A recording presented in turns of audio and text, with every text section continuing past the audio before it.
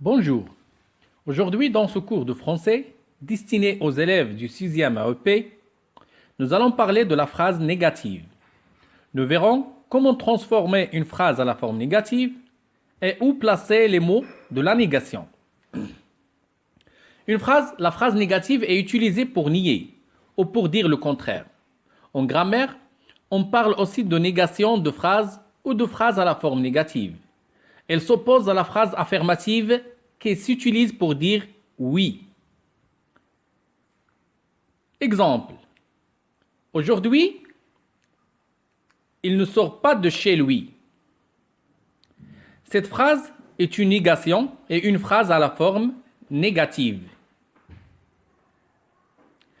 En effet, elle dit le contraire de « aujourd'hui, il sort de chez lui ». Pour passer d'une phrase à la forme affirmative à une phrase à la forme négative, on ajoute des mots appelés locution négative. Par exemple, ne pas, ne plus, ne rien, ne jamais, etc. Exemple, il a couru son maître. À la forme négative, il n'a pas couru son maître. Elle parle toujours avec lui. À la forme négative, il ne parle jamais avec lui. Il regarde encore le film. À la forme négative, il ne regarde plus le film. Où placer les mots de la négation? Eh bien, les mots de la négation se placent différemment par rapport au verbe.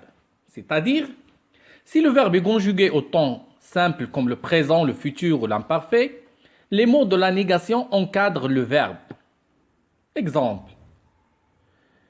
Je ne traverse pas la rue en diagonale. Ici, le verbe conjugué est traversé. Comme vous voyez, il est encadré par les mots de la négation. Si le verbe est conjugué à un temps composé comme le passé composé, les mots de la négation encadrent l'auxiliaire et non pas le verbe. Exemple, et non pas le participe passé. Je n'ai pas traversé la rue en diagonale. Ici, c'est l'auxiliaire qui est encadré par les mots de la négation. Si le verbe est à l'infinitif, les mots de la négation se placent devant.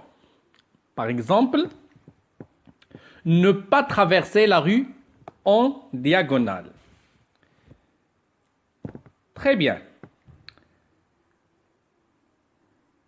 Ce que je dois retenir de cette leçon, c'est que la phrase négative est une phrase qui exprime la négation.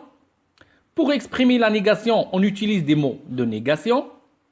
Les mots de négation encadrent le verbe dans un temps simple. Dans un temps composé, c'est l'auxiliaire qui est encadré par les mots de négation. À l'infinitif, les mots de négation se placent devant le verbe.